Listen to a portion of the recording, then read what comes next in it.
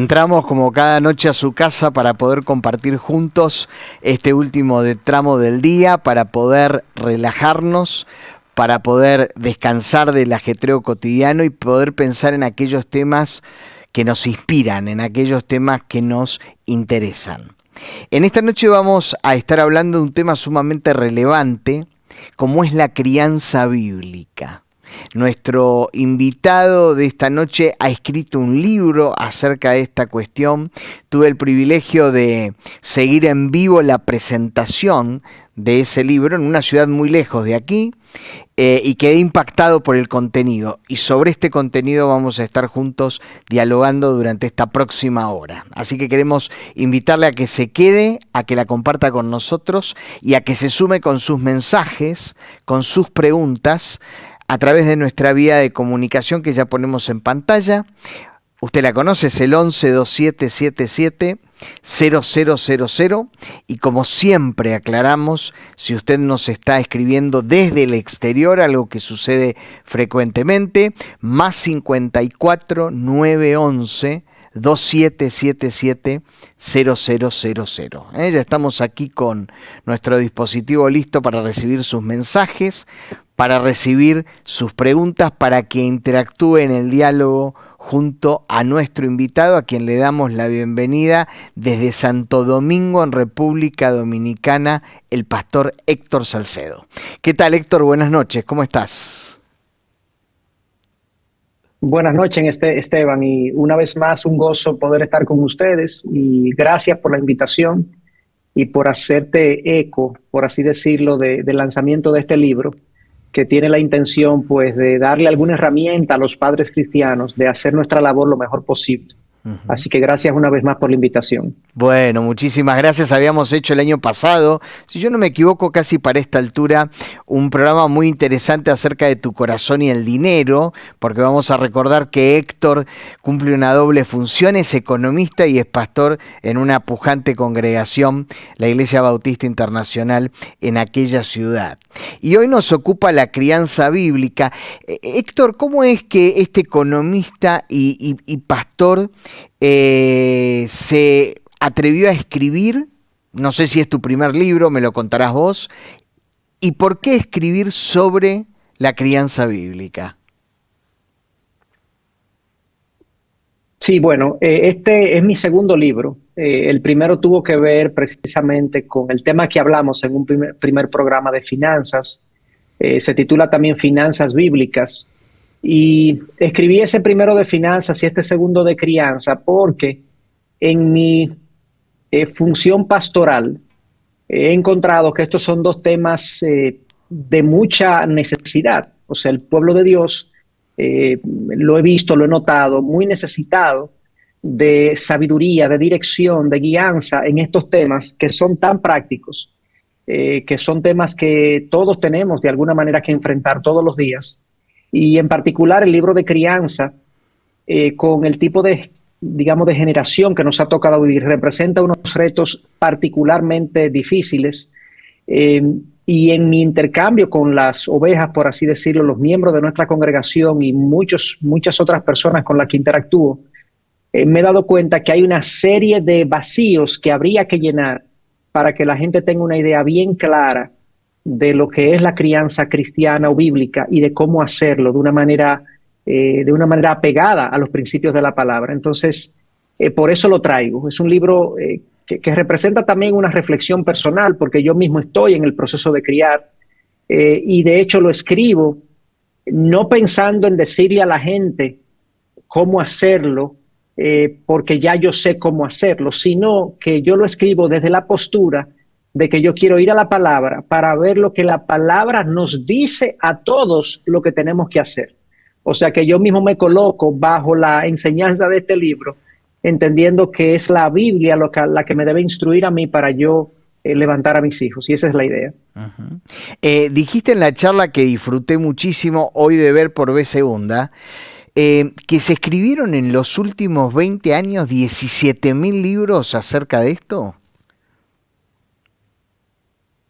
Sí, en mi investigación inicial, ¿verdad? Uno Ya sea un libro o cualquier producto que uno trate de colocar en el mercado o de hacer llegar a la gente, uno tiene que preguntarse, bueno, ¿qué de distintivo va a tener este material o este producto que voy a traer?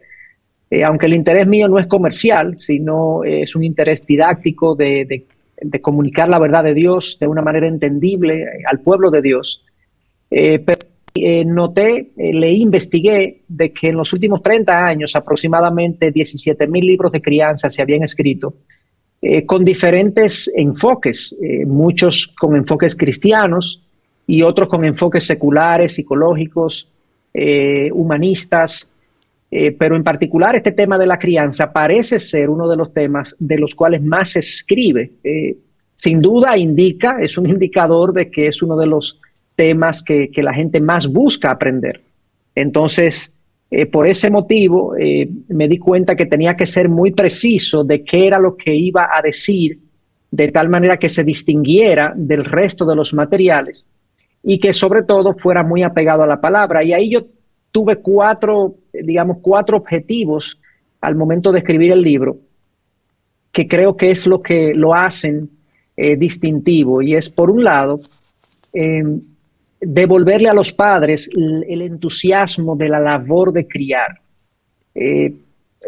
Todos sabemos que vivimos en una generación que ha decidido tener menos hijos. En muchos casos la gente ha decidido no tener hijos en lo absoluto, otros han decidido tener menos hijos, y los que lo tienen más tarde, por diferentes razones. Ahora, lo cierto es que la mayoría de la gente con la que yo interactúo en cuanto a la crianza, yo he notado que ven la crianza más como una carga que como un gozo. La ven como una labor que, bueno, hay que hacerlo porque hay que formar familia, pero realmente se ha perdido un poco el entusiasmo, se ha perdido mucho el entusiasmo de lo que es la labor de criar. Y cuando uno va a la Biblia, uno se percata que en la Biblia la maternidad o la paternidad es celebrada de principio a fin. Es vista por Dios en el Salmo 127 como una bendición, como un regalo de parte de Dios. Y a través de la Biblia nosotros vemos mujeres y hombres clamándole al Señor por tener hijos, porque en la cultura judía, partiendo de la palabra de Dios, se entendía la crianza como un gran privilegio. Entonces, he querido traer a través de este material, primero, ese entusiasmo que entiendo debe tener todo padre y toda madre al criar a sus hijos. Y lo segundo es clarificar cuál es el objetivo principal de la crianza. Si nosotros hacemos un recorrido, o más bien, más que un recorrido, una encuesta de qué piensa la gente que quiere lograr con sus hijos, le preguntamos a los padres eso precisamente, ¿qué tú quieres lograr con tus hijos? La mayoría dice, bueno, yo quiero que sean felices. Yo quiero que sean buenos ciudadanos, que tengan un impacto en el mundo positivo, etcétera, que sea gente de bien. Pero cuando decimos crianza bíblica, la pregunta es, no es qué quiero yo para mis hijos, sino qué quiere Dios para mis hijos. Y claramente, si nosotros hacemos un estudio de lo que Dios dice de los hijos, no solamente son un gozo, sino que son uno de los instrumentos principales a través de los cuales Dios pasa su evangelio de una generación a otra, la crianza. O sea, la crianza es la siembra de un legado espiritual para que el evangelio pase de una generación a otra. Y ese es el objetivo principal de la crianza bíblica. Obviamente, que el que sean gente de bien, hombres realizados, mujeres realizadas, eso está perfecto, es bueno. Pero el objetivo principal es que mis hijos conozcan a Cristo y vengan a Él. Y ese es el segundo objetivo de mi material, clarificar eso muy bien y enfocar a los padres en qué hacer en su día a día, de tal manera que ellos señalen a Cristo en todo momento. En tercer lugar, y ya con esto, bueno, son dos más que quiero mencionar, y esto es un énfasis a lo largo de todo el material, todo el libro que escribí, es enfatizar que la forma en la que nosotros hacemos la labor de criar importa y mucho. De hecho, hay un conocido pasaje que yo lo uso como base para todo mi material, que es Efesios 6:4, donde Pablo le dice a los padres, padres, no provoquen a ira a sus hijos, sino críenlos en la disciplina y la instrucción del Señor. Y esa frasecita ahí que está en el centro, no provoquen a ira a sus hijos, no los inciten a la ira, precisamente tiene que ver con eso. La forma que yo empleo al criar puede contribuir con que mi mensaje sea escuchado o puede boicotear mi crianza. Y muchos padres, en el entendido de que son padres y que son la autoridad de sus hijos, interpretan esa autoridad como una licencia para atropellar, abusar, tratar a sus hijos sin ninguna consideración o con poca consideración. Y aunque entonces su mensaje sea bien intencionado y bueno, la forma en la que lo llevan a sus hijos es una manera que no produce los resultados esperados. Entonces la forma importa más de lo que nosotros nos imaginamos. Y por último, mi cuarto objetivo, y yo diría que es uno de los distintivos del material que estoy presentando, es que quiero instar a los padres cristianos a que nuestras pautas de crianza no sean dictadas por la cultura, sino que sean dictadas por la palabra. Nosotros lamentablemente estamos imbuidos en una cultura, pertenecemos a una cultura, a una familia, etcétera, etcétera, y entonces hacemos con nuestros hijos lo que nos resulta más natural y hacemos con ellos no lo que la palabra de Dios dice, sino lo que nos resulta más sencillo, más simple para nosotros. Y esas son las 4 cosas que quiero hacer. El objetivo es devolver el entusiasmo, clarificar el objetivo de la crianza, enfatizar que la forma importa y mucho y que las pautas de crianza respondan a la palabra para que podamos ser padres que honren a Dios en este proceso. Vamos a poner la primer placa que tiene que ver con esto último que acabas de mencionar, Héctor. Cuando utilizamos valores que no provienen de la palabra de Dios, aunque muchas veces son buenos, ¿no? ¿Cómo describiríamos esto? Vos estás viendo allí, ¿no? La placa. Sí, este cuadro que están viendo en pantalla sale de mi propia reflexión y no es exhaustivo. Pueden haber otros modelos. Yo le llamo modelos que la gente emplea al criar. O sea, ¿de dónde viene el grupo de criterios que yo utilizo para criar a mis hijos? Y bueno, una primera fuente o un primer modelo es lo que denomino el modelo cultural, que es el modelo que asume normas comunes en la sociedad en la que vivo, las tradiciones, las expectativas de la cultura. Por ejemplo, la cultura hispana, latina, tiende a ser, no digo que sea así en todos los casos y en todas las familias, pero tiende a ser machista, tiende a ser muy rígida en cuanto a la disciplina, pero al mismo tiempo tiende a ser un poco paternalista en el sentido de que los padres a veces no le damos a los hijos toda la libertad que le deberíamos dar cuando ya ellos salen del hogar. Entonces esas normas culturales, entre otras, pueden determinar mucho la forma como yo interactúo con mis hijos y en la forma como yo crío a mis hijos. Y ese es un primer modelo. El otro modelo que puede estar solapado hasta cierto punto con este cultural es el modelo heredado. Ese es el segundo. Es el que yo recibo de mis padres. Fue lo que mis padres hicieron conmigo. Y entonces, para mí es muy natural yo replicar ese modelo con mis hijos. De hecho, muchos padres están convencidos que, bueno, lo que hicieron con ellos es lo que ellos deben hacer con sus hijos porque los padres se ven a sí mismos como buenos modelos. Pero si no somos capaces de autocriticar, por así decirlo, en el buen sentido, el modelo que se empleó con nosotros y ver nosotros las debilidades que nosotros tenemos, producto de nuestra crianza, de la crianza que usaron con nosotros, no vamos a poder mejorar ese modelo que hemos recibido de nuestros padres. Entonces, esa es una segunda forma, un segundo modelo que la gente emplea. Además del cultural, está el heredado, que es el que usaron conmigo. Hay un tercero, que es el teórico, y este es el que se adopta porque he sido convencido teóricamente o por evidencia de ciertas cosas. Por ejemplo, hoy vivimos en una generación que está expuesto a las redes sociales, a la información, al internet, y entonces hay muchos consejos de crianza que andan por las redes, por la nube. No haga esto con tus hijos o haz aquello con tus hijos. Entonces hay modelos fragmentados. Usualmente este modelo teórico es un modelo fragmentado porque la gente lo configura tomando ideas que les parecen buenas de alguien un psicólogo, un terapeuta que dijo tal cosa, de un pastor que dijo tal otra, y configuran un modelo muy ecléctico que tiene múltiples ideas, pero es un modelo integral pero es el que ellos entienden va a funcionar.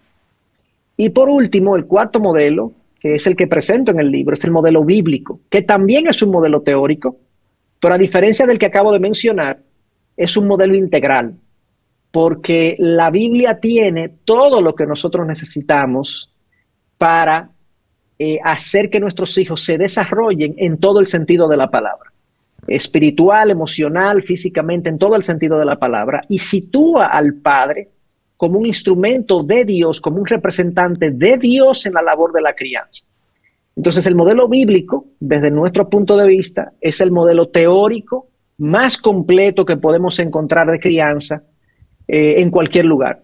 Y entonces, no importa qué modelo yo esté empleando, cultural, heredado o teórico de otro tipo, yo debería filtrar todo lo que yo hago con mis hijos a través del modelo bíblico y dejar fuera lo que no pertenece al modelo bíblico e incorporar aquello que el modelo bíblico me sugiere y me propone, si es que está faltando ese componente. Entonces, esos son 4 modelos de crianza. Algunas personas quizá ven este cuadro y dicen, no, hay más modelos. Sí, ciertamente, no es exhaustivo. Pero es una buena manera de nosotros comenzar a ver y preguntarnos, bueno, ¿cuál es el modelo que yo utilizo a la hora de yo disciplinar a mis hijos? ¿Cuáles son los objetivos que yo tengo en mi crianza? Quizás el modelo cultural hoy en día predominante es que la gente quiere que sus hijos sean exitosos, económicamente exitosos. Eso es lo que la mayoría de la gente quiere, que sus hijos sean económicamente exitosos. Y eso es lo que la cultura impone en su mayoría. Obviamente hay otros padres, hay padres que no lo consideran así, pero esa es la mayoría, yo diría, esa es mi observación, etcétera. Pues esa es la manera de yo pensar y analizar estas formas que nosotros empleamos a la hora de criar. El modelo cultural y el modelo heredado, pensaba mientras vos describías estos 4 modelos, suele ser muy sutil, ¿no? Y me parece que influye en nosotros más de lo que nosotros pensamos o sospechamos. Sí, totalmente. Y de hecho puede ser que el modelo cultural y el modelo heredado tengan un solape casi exacto, o sea, que sea lo mismo, pero no necesariamente. Por ejemplo, mi esposa es hija de inmigrantes libaneses. La crianza que ella recibió respondía más a la cultura árabe que a la cultura dominicana propiamente. Entonces ella tenía ahí un modelo heredado que era diferente a la cultura dominicana, que fue el país donde ella nació y se crió, porque sus padres venían de otro lugar. Entonces, por eso lo separé, porque el modelo, ahora, si vivo en un hogar que es dominicano o argentino, y mis padres son argentinos de hace mucho tiempo, de muchas generaciones atrás, es posible que las pautas de crianza empleadas por mis padres sean exactamente iguales a la cultura argentina en la que yo me coloco, pero no necesariamente son iguales. Y como tú dices, sí, son muy sutiles porque la gente asimila estas cosas, estos principios, estas verdades, estos valores culturalmente o de manera heredada, sin darse cuenta. A veces la asimilan, la respiran y prácticamente es lo único que conocen. Entonces, a menos que no venga un modelo de afuera que desafíe mi modelo cultural o el modelo que yo heredé, yo no cambio ese modelo porque es lo único que he visto. Entonces, ciertamente es sutil, pero como creyentes estamos llamados a someter a prueba toda nuestra vida, todo lo que hacemos en la vida. Como dice el apóstol Pedro en su primera carta, dice que así como el que nos llamó es santo, nosotros debemos ser santos en toda nuestra manera de vivir. Me gusta cómo lo pone la Nueva Traducción Viviente, que dice en todo lo que hagamos, que seamos santos en todo lo que hagamos. O sea, no importa la actividad y la esfera económica, laboral, familiar, la crianza, el matrimonio, todo tiene que responder a los estándares bíblicos y no a los estándares de la cultura o de otra fuente. Una pregunta que suelo hacer a todos aquellos que presentan un libro es ¿cómo fue el proceso de escribirlo? Me imagino, ¿surgió como consecuencia de enseñar, como consecuencia de aconsejar, como consecuencia de haber estudiado el tema, como consecuencia de ser padre? ¿Cómo fue el proceso? Sí, yo creo que en este caso yo diría que hay una combinación de esas cosas que mencionaste.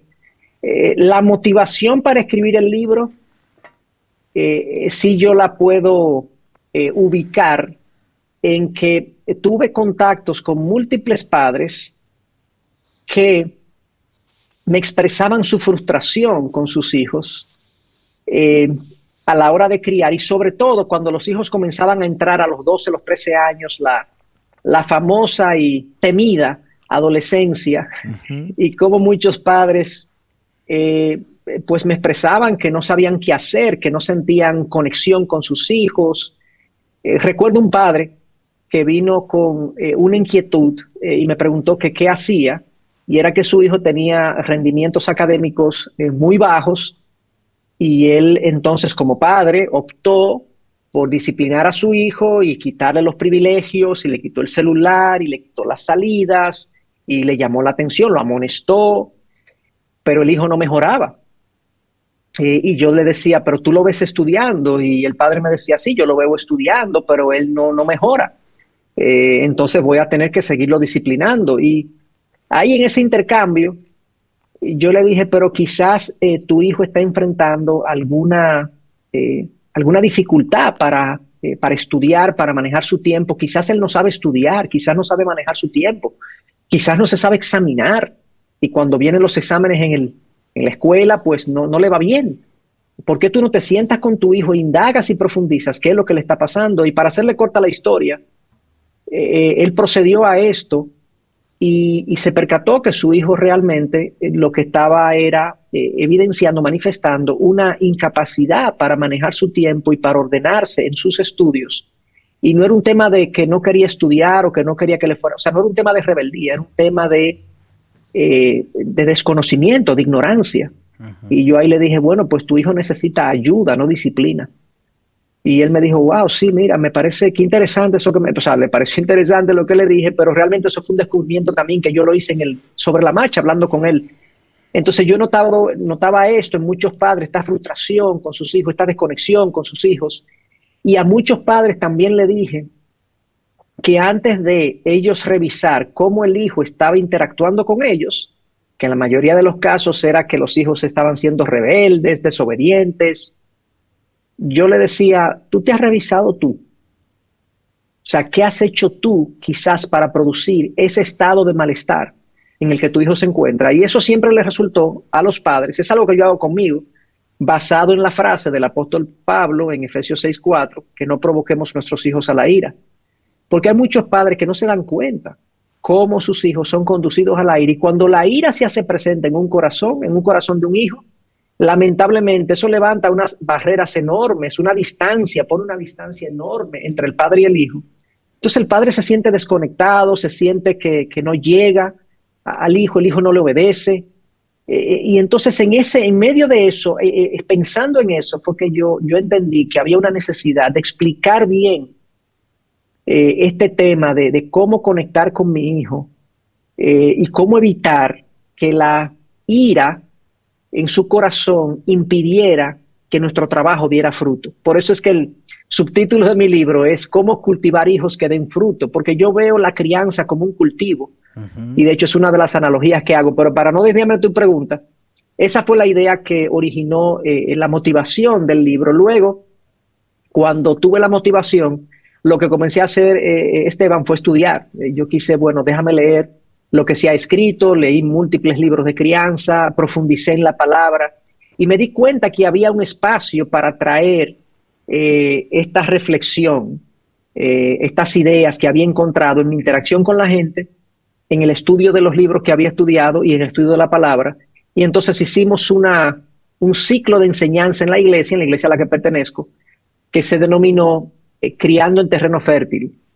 Que fue la base, la materia prima, que luego, digamos, lo produjimos, lo creamos como un libro, lo convertimos en un libro. O sea que ese fue el proceso. Primero fue la interacción con los padres, mi inquietud, mi estudio, luego la clase y luego entonces el libro. Bueno, le cuento, si se acaba de sumar, que estamos charlando con el pastor Héctor Salcedo. El tema de esta noche es crianza bíblica. Están llegando los mensajes, allí está nuestra vía de comunicación, el 11-2777-0000. Si nos escribe del exterior, más 54-911-2777-0000. Ya estamos listos para recibir los mensajes.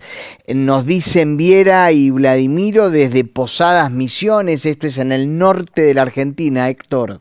Buenísima la charla de esta noche, a los padres, hijos y a quienes necesitan de un apoyo. Cada vez aprendemos más y más. Buenas noches, bendiciones. ¿Qué hacer o cómo actuar cuando desde fuera del hogar cristiano se instruye a los hijos con enseñanzas indicando que lo que está en la Biblia es antiguo y no es aplicable? Qué interesante, ¿no? Esto es una de las preguntas que tengo para hacerte. A ver, te la hago de otra manera como la hace nuestro oyente, nuestro televidente, ¿no? ¿Podemos con el mensaje que transmitimos en casa contrarrestar todo lo que nuestros hijos reciben desde el exterior, Héctor? Sí, bueno, excelente pregunta. Realmente eso no es nuevo. O sea, la cultura, más que la cultura, el mundo fuera de nosotros siempre ha sido hostil a la fe cristiana. O sea, Jesús lo dijo de múltiples maneras. Jesús oró en Juan 17 y le oraba a su Padre para que el Padre protegiera a los discípulos. Incluso oró por nosotros, por aquellos que habríamos de creer. Y decía que, Padre, te pido que lo protejas del mundo, porque ellos están en el mundo, pero no son del mundo. Y Cristo dijo de múltiples maneras que así como el mundo lo maltrató a él, también nos iba a maltratar a nosotros. La verdad de Dios siempre ha sido resistida en un mundo donde impera el pecado. O sea, Satanás es llamado el príncipe de este mundo, el príncipe del aire. Eso no significa que él ha ganado la batalla ni la guerra. Sabemos que no, que él fue vencido en la cruz. Pero sigue habiendo una oposición muy significativa a todo lo que nosotros creemos. Entonces, lo primero que nosotros tenemos que entender es que nuestra labor de crianza, si bien hay una interacción diaria con nuestros hijos y hay principios y verdades que podemos exponer y que lo vamos a seguir conversando, esto es una labor espiritual. Esto es una batalla espiritual en la que nosotros nos hemos embarcado de tratar de pasar a nuestros hijos el legado espiritual que nosotros tenemos. Entonces, los padres cristianos comienzan revisándose ellos y tratando de ser ellos y vivir ellos lo que ellos quieren que sus hijos vivan.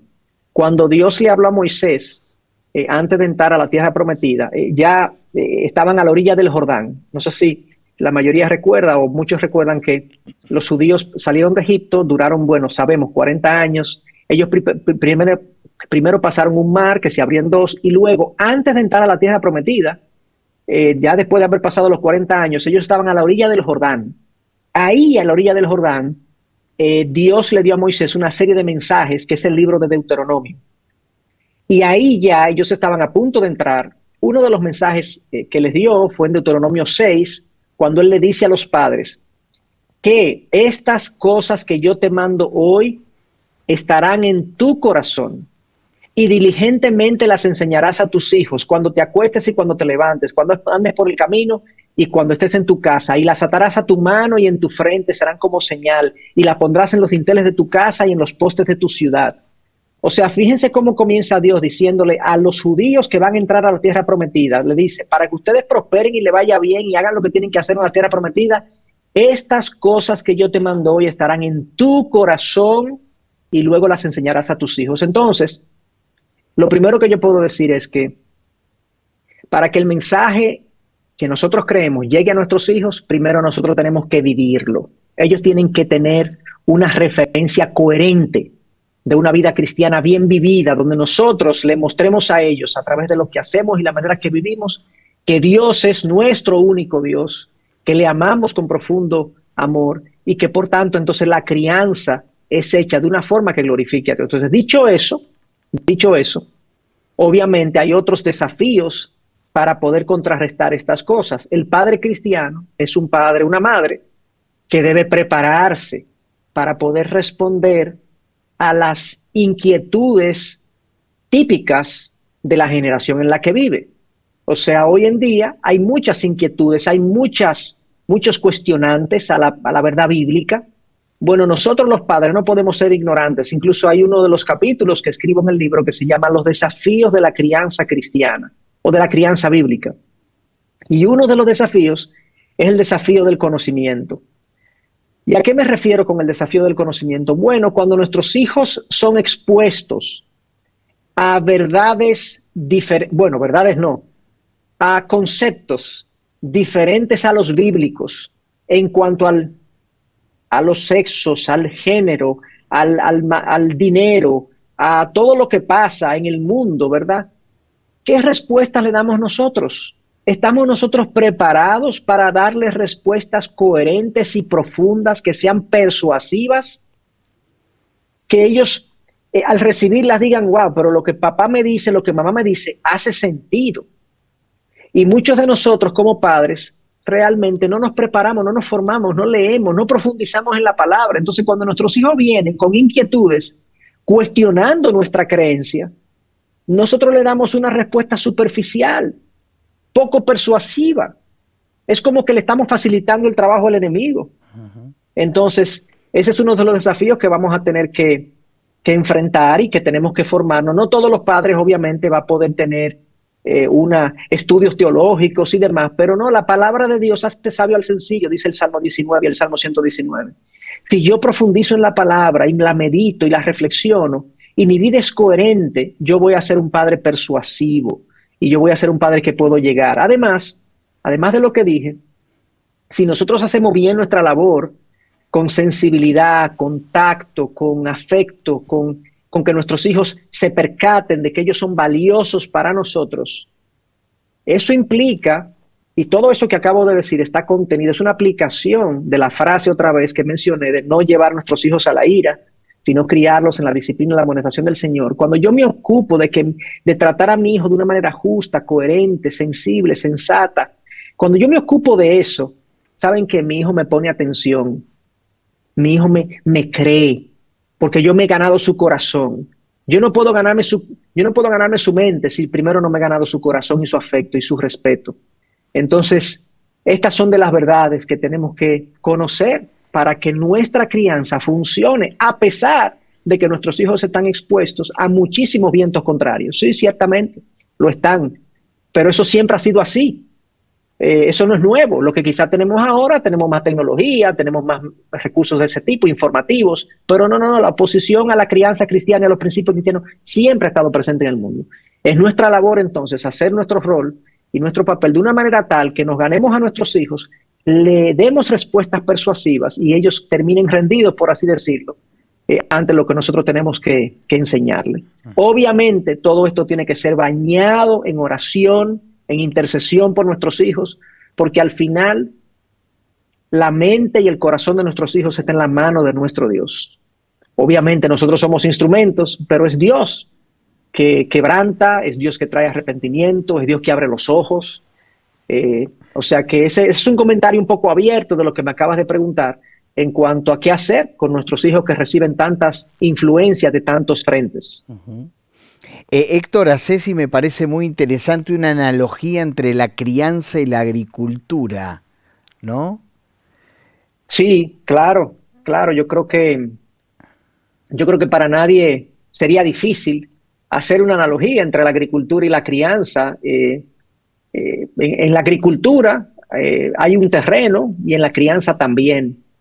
El terreno de la agricultura, ¿verdad? Es la tierra donde sembramos la semilla, pero en el caso de la crianza, el terreno es el corazón de nuestros hijos, o la mente, que es lo mismo, el corazón, la mente, es el interior de nuestros hijos, donde vamos nosotros a poner entonces la semilla. Así como en la agricultura hay una semilla, bueno, en el caso de la crianza también hay una semilla, y de la crianza bíblica, la semilla debe ser las verdades, los principios, los valores, las formas de Dios. En levantar a nuestros hijos. De hecho, si recordamos otra vez el pasaje ese que he mencionado en varias ocasiones, Efesios 6:4, dice que debemos criar a nuestros hijos en la disciplina y la instrucción del Señor. Esa frase pequeña de 2 palabras, del Señor, es vital, porque mi labor es criar a mis hijos en la disciplina y la instrucción del Señor, no mía, no de la cultura, no de mi familia. No, es del Señor, es como que Cristo está criando a mis hijos. Entonces, esa es la semilla que yo voy a sembrar en el terreno del corazón. Pero ¿qué pasa? Así como en la agricultura, todo agricultor tiene que luchar contra las malezas del terreno. En la crianza también hay una maleza que la Biblia le llama, Pablo le llama en Efesios 6:4, la ira, el resentimiento, la indisposición de nuestros hijos. Esa maleza que puede crecer en un terreno agrícola a veces ahoga la semilla que sembramos, ahoga el fruto que sembramos y lamentablemente no producimos nada. De la misma manera, la ira sembrada en el corazón de nuestros hijos puede ser un motivo de fracaso, por así decirlo, en la crianza. Entonces, ¿qué pasa? Esta maleza que crece en el corazón, ciertamente crece en el corazón de nuestros hijos y es su maleza, es su ira. Pero lo que pasa es que según Pablo, él les dice a sus discípulos, ¿verdad? No provoquen a ira a sus hijos. O sea, según Pablo, los padres pueden ser los sembradores de maleza en el corazón de sus hijos. O sea, no toda ira y no toda molestia de nuestros hijos es producto de nuestro mal trabajo. Quiero aclarar eso. O sea, hay muchas cosas que nosotros vamos a tener que hacer como padres que van a irritar a nuestros hijos y los van a molestar, porque el corazón pecaminoso de nuestros hijos está presente y habrán cosas que hacemos bien y ellos se rebelan y ellos se resisten y aún hagamos bien nuestro trabajo, vuelvo y digo, ellos se van a resistir. Ahora bien, a lo que Pablo está apuntando ahí de no llevar a nuestros hijos a la ira es que hay muchas cosas que sí podemos evitar y que si no las evitamos, entonces nosotros estaríamos sembrando maleza en el corazón del hijo y esa maleza va a ahogar la semilla que yo quiero sembrar. Entonces, para mí es muy análogo lo que hace un agricultor de lo que hace un padre, una madre al trabajar con sus hijos. Y hay otra capa, digamos, otro concepto de analogía aquí, es que cuando el agricultor siembra, riega, ¿verdad? Él ara, prepara el terreno, siembra la semilla, saca la maleza, siembra la semilla y ara. Luego le toca esperar. Le toca esperar que la naturaleza haga su trabajo. Decimos la naturaleza entre comillas, nosotros decimos a que Dios haga su trabajo a través de la lluvia, a través de los vientos, a través de los factores naturales que hacen que la semilla ahora fructifique.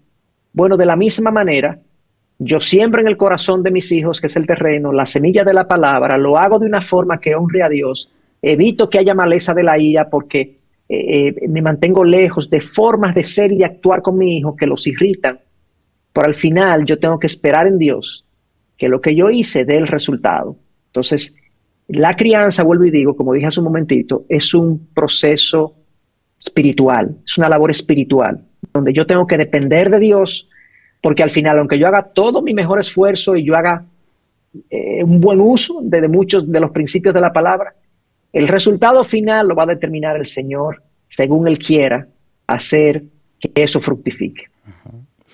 Hablas de un concepto que a mí me llamó mucho la atención y es la devoción en la crianza de los hijos por parte de ambos padres. Me gustó mucho el concepto de devoción, ¿no? Sí, ciertamente. Esa fue, Esteban, una de los descubrimientos maravillosos que me permitió el estudio que hice del pasaje de Efesios 6:4, que dicho sea de paso, es el pasaje que uso de base para todo el libro y obviamente uso muchos otros pasajes, pero esa es la base. Efesios 6:4, ya lo mencioné, dice no provoquen sus hijos a la ira o no provoquen a ira a sus hijos, sino críenlos. Críenlos. Esa palabra yo la traduje como devoción. La traduje de qué modo, y quiero ser cuidadoso aquí, yo no soy un experto en griego, y no pretendo serlo, sino que luego de estudiar lo que dicen los expertos en griego y luego de ver esa palabra usada por el mismo Pablo en Efesios 5, tratándose de las esposas, que le dice a los esposos que cuiden a sus esposas como a sus propios cuerpos. Y el sentido ahí es que Pablo le está diciendo, cuídenlas con esmero, con dedicación, como ustedes cuidan sus propios cuerpos. Entonces, esta misma palabra es usada aquí para críenlos. Y cuando uno entonces estudia lo que significa en el original esa palabra, es eso. No simplemente críenlos, sino que es hagan su labor con esmero, con dedicación. Y la mejor palabra en español que pude encontrar fue devoción, porque ¿qué es lo que la devoción es? ¿Qué es lo que indica? La devoción indica esa inspiración que uno siente hacia algo. Puede ser hacia Dios, puede ser hacia hasta un hobby que yo tengo. Bueno, yo soy un devoto del golf o del tenis. A la gente usa, pero creo que es una palabra que le queda grande a un hobby, porque no creo que debamos tener devoción a un hobby, pero es un comentario al margen, pero ciertamente la crianza derivada de esa palabra, por lo visto, debe ser hecha con devoción, con entrega. Y el autor R.C. Sproul o R.C. Sproul, que es un teólogo que falleció hace un par de años, muy admirado, muy respetado, teólogo, filósofo, pastor por muchos años, decía que lo que esa palabra, extrepo, que es la palabra griega para críenlos, implica que los padres están llamados a ayudar a sus hijos a florecer. Y wow, o sea, pensemos en una flor que requiere un cuidado esmerado, cuidadoso, delicado, sensible. Esto no quita que seamos firmes en ocasiones, pero ahora estoy haciendo el énfasis en la delicadeza y la devoción que los padres necesitan. Y esta labor, tú mencionaste algo importante, por ambos padres. Y quiero enfatizarlo porque ciertamente en nuestra cultura hispana, latina, la crianza es vista como una tarea de nuestras esposas, de las mujeres, mayormente. No digo que los padres no se vean también como parte de, pero yo he tenido intercambio con muchos padres en nuestra cultura hispana, obviamente, y muchos de ellos entienden que si ellos proveen apropiadamente para sus hijos y para sus familias, ellos están haciendo ya el grueso de su labor. Como que su labor es básicamente producir el dinero y la provisión que la familia necesita. Y que si un padre produce lo suficiente, hay muchas mujeres incluso que así lo entienden, él es un padre responsable. Pero realmente el mismo versículo de Efesios 6:4 dice, y ustedes padres, y cuando habla de padres, habla de los dos padres, los dos tienen que estar involucrados. Ese concepto cultural de que la mujer es la principal responsable de la crianza es bíblicamente errado. Ese es uno de los aspectos que nosotros tenemos que corregir. El padre como la madre deben estar involucrados completamente en todos los aspectos de la crianza de nuestros hijos. Obviamente, habrán ocasiones donde la madre tendrá que ir a un lugar y el padre no podrá ir, o viceversa. Pero los padres no pueden entender, es un error entender que es responsabilidad de las madres disciplinar a los hijos, estar atento a los colegios y a las calificaciones, que cuando los hijos tienen alguna actividad social son las madres que tienen que estar atentas a esas cosas. No. El padre tiene también que estar atento en todo, comenzando con la provisión, que es lo mínimo, y yendo a todos los aspectos sociales y espirituales de sus hijos. Y aquí hago el énfasis en espirituales, porque la formación espiritual de nuestros hijos, que nuestros hijos conozcan y amen a Dios, no es responsabilidad de la iglesia. No es el profesor de escuela dominical ni el pastor que tiene que llamar a mi hijo cuando se porta mal, cuando hace algo indebido. Son los padres los primeros que tienen que estar ahí presentes, formando la mente de sus hijos a nivel espiritual. Obviamente podemos hacer uso de los pastores, de los líderes de jóvenes, de otras personas para criar a nuestros hijos. Yo creo que la crianza en parte es una labor de comunidad también, pero nosotros los padres tenemos que estar ambos, papá y mamá, involucrados en todos los aspectos de nuestros hijos, con devoción y esmero. Y quizá me alargué un poquito de tu pregunta, Esteban, pero es que ese concepto a mí me inspiró mucho y me generó mucho gozo poderlo como descubrir y verlo con ese brillo que se ve en ese pasaje. Uh-huh. Otra cosa que me pareció muy interesante que vos decís es que muchos libros acerca de la crianza hablan de lo que los padres tienen que hacer.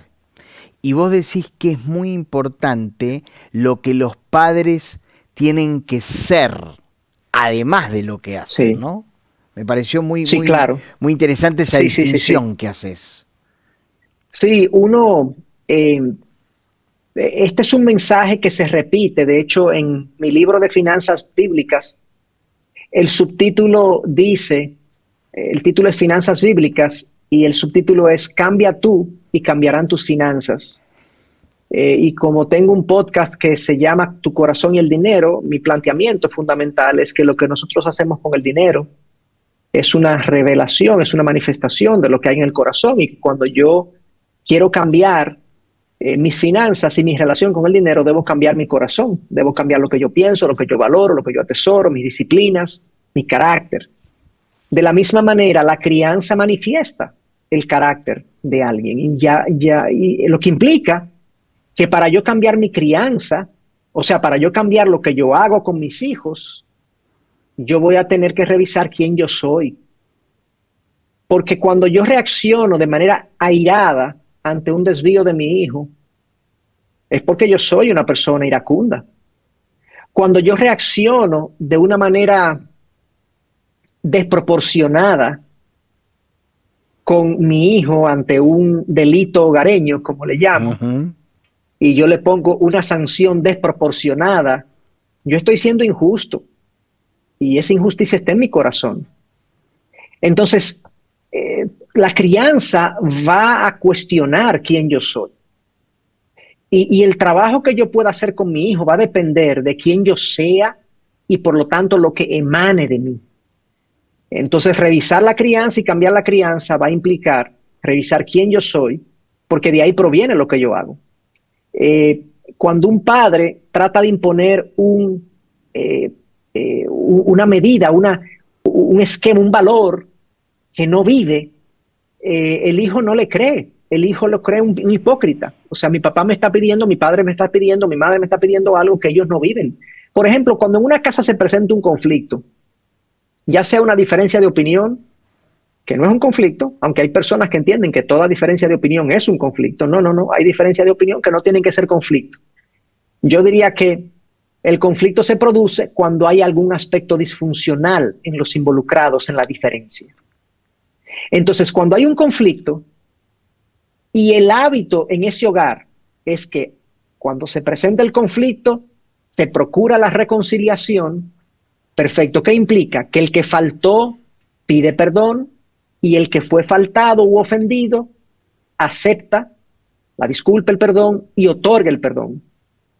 Esa dinámica, si no se ve en los padres, entre ellos como pareja, y también los padres lo hacen con los hijos cuando como padres se equivoquen con sus hijos, es poco probable que los hijos entonces sepan cómo reconciliarse cuando enfrenten conflictos en su vida. Y eso se puede extrapolar a cualquier otra situación de la vida, con el manejo del dinero, con el manejo de los demás, con la relación con Dios, con mi relación con la iglesia. ¿Qué hace el papá y la mamá? ¿Cómo viven? ¿Qué valoran? ¿Qué atesoran? ¿Qué decisiones toman? ¿Cómo reaccionan ante los estímulos de la vida? Los hijos lo que ven entonces es lo que van probablemente a copiar. Probablemente digo porque no es en el 100% de los casos, pero ya concluyendo tu pregunta, definitivamente, Esteban, lo que yo soy es lo que yo voy a hacer con mis hijos y a menos que yo no cambie lo que soy, yo no voy a poder tener una crianza bíblica. No puedo tener una crianza más allá de lo que yo realmente soy. Uh-huh. Nos está preguntando una televidente de aquí de Capital Federal, ¿a partir de qué edad se le puede hablar a los niños acerca del diablo? Pregunta ella, acerca del concepto de la maldad, ¿no? Acerca del concepto del pecado. ¿Qué opinión tenés con respecto a esto? Sí, claro. Bueno, del concepto del pecado, tan temprano como sea posible, tan temprano como ellos sean capaces de entender, con un lenguaje obviamente apropiado. Cuando un hijo de 3 años, de 4 años, tiene una actitud quizás egocéntrica, como pasa mucho, que están jugando con un amiguito, con un primito, y pues hay una discusión sobre un juguete y el hijo nuestro de 3 años le quita de manera agresiva el juguete a su amiguito. Esa es una oportunidad para decirle: mi hijo, eso no está bien, eso no le agrada a Dios, y vamos a pedirle perdón a tu amiguito por tú no compartir con él, y vamos a pedirle perdón a Dios. Eventualmente, quizás a los 5, a los 6, él va a aprender que eso se llama pecado, pero por lo pronto le estamos diciendo que eso no está bien, que eso está mal, y él está entendiendo que eso es una falta delante del otro y delante de Dios, y ese ejercicio lo conduce a él a ir entendiendo su condición. Entonces, para eso no hay una edad específica, sino que ya depende de la capacidad de que el niño pueda entender o no. Y yo debo llevarlo tan simple como sea posible. Quizás un niño de 1 año no lo entienda, ni de 2 años quizás algunos lo entiendan de 2 años, pero según el desarrollo psicológico del niño y del cerebro, tengo entendido que esas son las edades, los 3 o 4 años, cuando ellos comienzan a entender, a tener uso de razón hasta cierto punto. Entonces, con respecto al tema del diablo, que ya es un personaje, una persona, más que algo que yo hago, también hay maneras muy didácticas de presentar. Si le hablamos de Dios, no sería correcto hablarle también de que Dios tiene un adversario, de que Dios tiene un enemigo, que fue incluso un ángel de Dios en un momento dado, según nos dice su palabra, la palabra de Dios, y que se desvió porque quiso ser igual a Dios. Entonces, a partir de ahí, el enemigo de Dios ha querido, digamos, hacer lo malo y ha querido oponerse a Dios. Entonces, ese concepto, sin usar el diablo como un elemento de intimidación, eso sí sería un error. Es un error decir, cuando mis hijos se portan mal, te va a venir a buscar el diablo si tú sigues haciendo eso. Yo conozco hogares donde hacen eso, donde usan la figura del diablo o de Satanás como un elemento de intimidación y de manipulación hacia los hijos, y eso sí sería un error. Ahora, ignorarlo y no mencionarlo en lo absoluto y que el niño venga a los 9 años a enterarse que hay un adversario sería incorrecto, porque nosotros, se supone, debemos enseñarle la palabra de Dios tan ampliamente como sea posible a nuestros hijos desde muy temprano. Dice un televidente: mis hijos no aprenderán de mis sermones ni de mis consejos, sino de lo que yo hago. De esto estábamos charlando hace un minuto. Somos el espejo donde ellos se miran. Estamos de acuerdo en esto, ¿no? Así es, ahí. No van a aprender solo de mis sermones, pero sí van a aprender de mis sermones, porque la verdad se comunica con conceptos, con proposiciones. Así fue que Dios se reveló a nosotros a través de su palabra, y es un sermón, por así decirlo, es una exposición. Y ese es el inicio de la instrucción. Ahora, si esa instrucción verbal, si mis sermones no están respaldados por un testimonio, ciertamente yo voy a boicotear lo que yo hablo. Y estoy totalmente de acuerdo con el hermano que se hace el señalamiento. Vamos a poner, porque Héctor, mencionaste una y otra vez un texto que me parece clave, que es el de Efesios 6:4. Vamos a poner la tercer placa, que dice componentes de la crianza bíblica.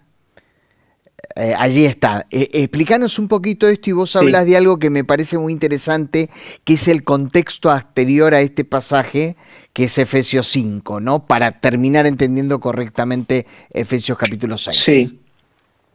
Sí, bueno, como lo ven aquí, Efesios 6:4, estos 5 componentes, es lo que llamo componentes de la crianza bíblica. Aquí está el pasaje, el versículo citado, dividido en diferentes componentes. Y ustedes, padres, es número 1. Número 2, no provoquen a ira. Número 3, sino críenlos. Número 4, en la disciplina e instrucción. Número 5, del Señor. Eso es lo que yo entiendo, ese pasaje pues nos presenta. Es como unos componentes, es un rompecabezas, por así decirlo, de lo que es la crianza bíblica. Considero que es el pasaje más completo de crianza que hay en la palabra.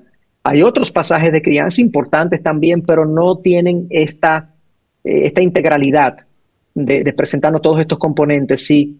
Y bueno, si pueden poner la gráfica de nuevo, fíjense que el primero habla de y ustedes, padres, eso habla de presencia, de estar presente en la vida de nuestros hijos, y hay un capítulo dedicado a eso. No provoquen a ira, es el terreno fértil, o sea, debemos cuidar que no haya maleza puesta por nosotros ahí, para que nuestros hijos pues puedan producir fruto. Entonces ese es el segundo componente, y hay un capítulo dedicado a eso.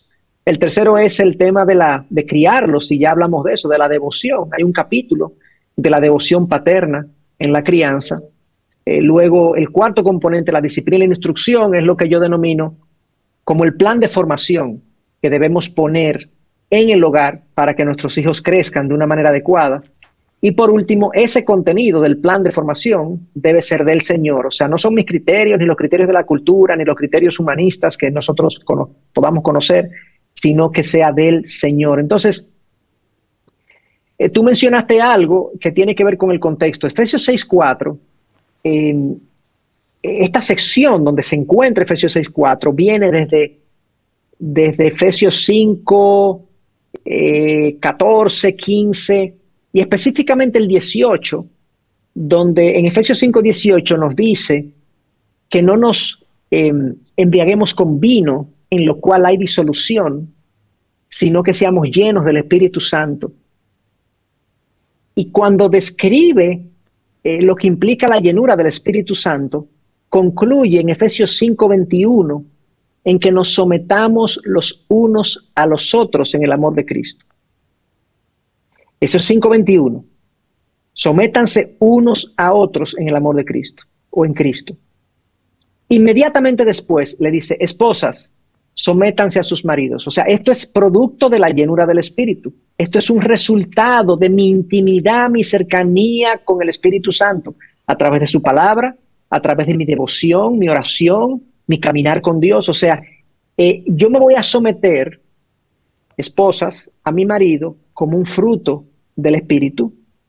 Pero luego le dice a los esposos, esposos, amen a sus mujeres, a sus esposas, como Cristo amó la iglesia. O sea, el esposo así se somete a la esposa. Aunque se usa el verbo someterse para la mujer, pero también el hombre debería de alguna manera estar sometido a la mujer en el amor, o sea, debe amarla como Cristo amó la iglesia. Entonces, luego que se dice eso y se da una larga sección de los esposos, mujeres, sométanse a sus maridos. Maridos, amen a sus mujeres como Cristo ama a la iglesia. En 6:1, un poquito más abajo, dice, hijos, obedezcan a sus padres. Y en 6:4 dice, padres, no provoquen a ira a sus hijos. Y un poquito más abajo, en 6:5, dice, siervos, sométanse a sus amos. Amos, no maltraten a sus esclavos o a sus trabajadores. Todo esto, lo que quiero decir es que este tema de que los padres no provoquemos a ira a sus hijos está en el contexto de que esto es algo que el Espíritu hace en nosotros, de que es un resultado de mi devoción y mi relación con el Señor. Es difícil que yo pueda no provocar mis hijos a la ira a menos que yo no tenga mi corazón sometido al control del Espíritu Santo, porque eso es lo que implica la llenura del Espíritu, implica control. Déjate controlar por el Espíritu Santo. Entonces, vuelvo y digo, la crianza es una actividad, una labor profundamente espiritual que va a emanar de mi relación con Dios. Si es buena, si es profunda, si es diaria, si está presente, pues mi crianza va a fluir de ahí y va a ser una crianza que honra a Dios, que complace a mis hijos, que los educa, que los forma, que los hace florecer. Pero si mi relación con Dios es mala, pues el resultado será pues una crianza que no solamente deshonra a Dios, sino que es de perjurio para mis hijos. Tremendo desafío, Héctor, tremendo desafío. Nos vamos con este enorme desafío, que el Señor nos dé de su gracia para poder hacer de esto una gran verdad en nuestra vida. Bueno, esperamos los podcasts sobre crianza bíblica. Los esperamos pronto, ansiosamente. Y te agradecemos muchísimo el tiempo que nos dispensaste. Muchísimo gusto haber hablado con vos. Gracias a ustedes, Esteban. El Señor sea con ustedes y gracias por la labor que hacen. Muchísimas gracias. Que el Señor te bendiga a vos y a tu familia. Un gusto haber charlado. Igual. Bueno, nos estamos yendo. Con qué desafío, ¿no? Nos reencontramos mañana a 21 horas aquí en La Puerta Abierta. Que tenga una excelente noche. Dios le bendiga. Chao.